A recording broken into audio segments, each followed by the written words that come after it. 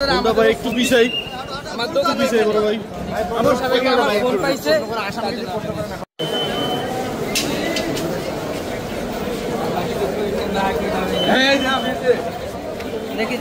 এই মামলায় তদন্তকারী কর্মকর্তা তিনজনকে গ্রেপ্তার করেন।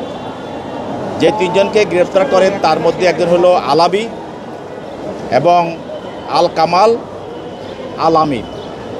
এর তিনজনে কেউই কিন্তু ওই বিশ্ববিদ্যালয়ের ছাত্র না, কিন্তু তিনজনকে এই সিসিটিভিতে এবং বিভিন্ন তদন্তকারী কর্মকর্তা বিভিন্ন ডিভাইস এবং কনভারসেশনে তাদেরকে পাওয়া যায়। এই মামলার যে মূল আসামি মাহাতি এবং মেহরাজ এবং পিয়াস, এদের সঙ্গে এরা বনানী বিদ্যানিকেতন হাই স্কুলে লেখাপড়া করত। পরবর্তীতে এদেরকে ডেকে নিয়ে আসা হয় এবং আরও অনেককে এভাবে ডেকে নিয়ে আসা হয়। কিন্তু আমরা যেভাবে দেখেছি যে ঘটনাটা একটা হাসি নিয়ে বা একটা সিঙ্গারা নিয়ে এটা তুচ্ছ ঘটনা, আমরা এটা তাদের আজকের যেই অ্যারেঞ্জমেন্টটা দেখলাম যে হত্যা করার জন্য তাকে যেভাবে প্রি প্ল্যান করা হয়েছে, তাতে বোঝা যাচ্ছে যে এটা খুবই তুচ্ছ ঘটনা নয়।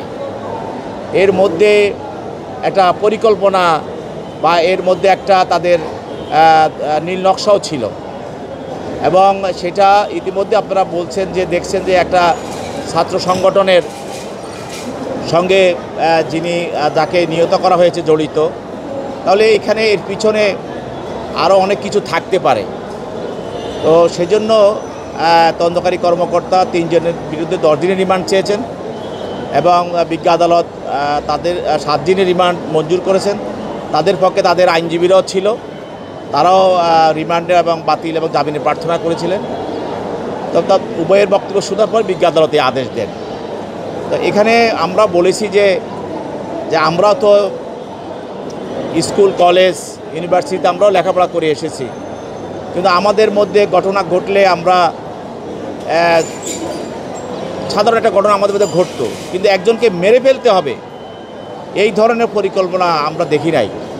কিন্তু সেই জন্য এই ঘটনাটার মধ্যে শুধু তুচ্ছ ঘটনা দেখলে হবে না, আমাদের মনে হচ্ছে যে এটার পিছনে আরও ঘটনা থাকতে পারে।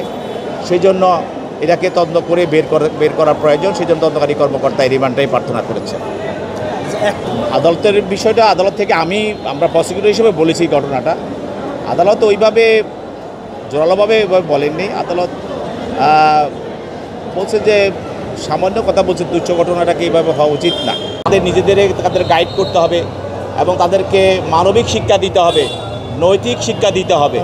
শুধু যে ওই যে প্রাতিষ্ঠানিক শিক্ষা দিলে হবে না, সবাইকে নৈতিক শিক্ষা দিতে হবে, তারপরে মানবিক শিক্ষা দিতে হবে এবং বিশেষ করে বাচ্চাদেরকে খেয়াল রাখতে হবে যে বাচ্চারা কোথায় যাচ্ছে, কি করছে, এগুলি তাদেরকে প্রতি খেয়াল রাখতে হবে। এবং ঘরেও দেখা যাচ্ছে আমাদের বাচ্চারা সারাদিন মোবাইল নিয়ে বসে থাকে, তারপরে মোবাইলে অনেক তারা কী করছে, এগুলি আমাদের সচেতন পিতামাতাদের অবশ্যই সমাজের যারা আমরা আছি আমাদেরকে খেয়াল রাখতে হবে। তাহলে আমাদের ভিতরে আমার মনে হয় গণসচেতনা সৃষ্টি হলে অবশ্যই আমরা এই ধরনের ঘটনা থেকে আমরা রেহাই পাবো।